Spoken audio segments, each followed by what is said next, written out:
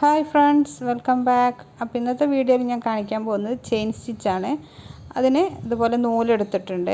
നമുക്കിനി താഴേന്ന് മുകളിലേക്ക് സൂചി എടുത്തതിന് ശേഷം ജസ്റ്റ് നൂലെടുക്കുക. അതിനുശേഷം അതേ പൊസിഷനിൽ തന്നെ കുത്തിയിട്ട് സൂചി ഇതുപോലെ കുത്തി നിർത്തട്ടോ. ഞാൻ കാണിക്കുക.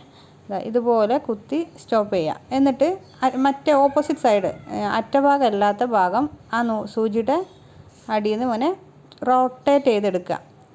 ഒന്നും കൂടി കാണിക്കാം.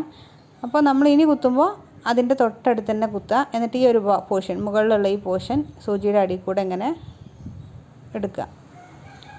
ഇങ്ങനെ ചെയ്തു പോകുന്നതിനാണ് ചെയിൻ സ്റ്റിച്ച് എന്ന് പറയുന്നത്. അപ്പോൾ ഇനി അടുത്ത് നമ്മൾ കുത്തുമ്പോൾ അതിൻ്റെ തൊട്ടടുത്ത് തന്നെ കുത്തണം കേട്ടോ. നമ്മൾ നേരത്തെ എടുത്തതിൻ്റെ അറ്റഭാഗത്തിൻ്റെ ഈ ഒരു പോർഷനാണ് എടുക്കേണ്ടത്.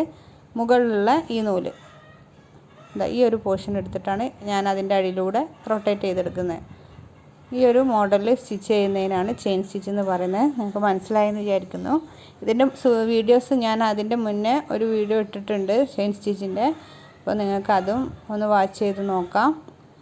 ഈ ഒരു ക്ലാസ് ബേസിലായതുകൊണ്ട് ഞാൻ ഇത് സ്കിപ്പ് ചെയ്യാതെ ഇത് ഒന്നും കൂടെ ഇടുന്നത്. അപ്പോൾ ഇതുപോലെ ചെയ്ത് കഴിഞ്ഞാൽ ചെയിൻ സ്റ്റിച്ചായി. ഇനി ചെയിൻ സ്റ്റിച്ചിൻ്റെ തന്നെ പല ഡിഫറെൻറ്റ് മോഡൽ സ്റ്റിച്ചസ് ഉണ്ട്. നമുക്കിനി അതൊക്കെ ഒന്ന് നോക്കാം. ഇതൊക്കെ നമുക്ക് സിമ്പിളായിട്ട് നമുക്ക് പെട്ടെന്ന് അറിയുന്ന സ്റ്റിച്ചാണ്, പഠിക്കാനും എളുപ്പമാണ്. അപ്പോൾ ഇത് വെച്ചിട്ട് തന്നെ പല ഡിഫറെൻറ്റ് മോഡലിൽ ചെയിൻ സ്റ്റിച്ച് ചെയ്യുന്നുണ്ട്.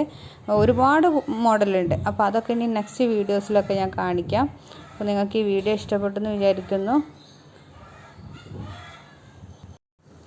അപ്പോൾ ചെയിൻ സ്റ്റിച്ചിൻ്റെ പല ഡിഫറെൻറ്റ് മോഡലുകളുണ്ട് കേട്ടോ. ട്വിസ്റ്റഡ് ചെയിൻ, അങ്ങനെ ഒരുപാട് സ്റ്റിച്ചസ് ഉണ്ട് ചെയിൻ്റെ. ഈ ഒരു മോഡൽ വെച്ചിട്ട് പല മോഡലിൽ ചെയ്യുന്നത്. അപ്പോൾ അതെങ്ങനെയൊക്കെയാണെന്ന് നമുക്കിനി നെക്സ്റ്റ് വീഡിയോയിലൊക്കെ നോക്കാം.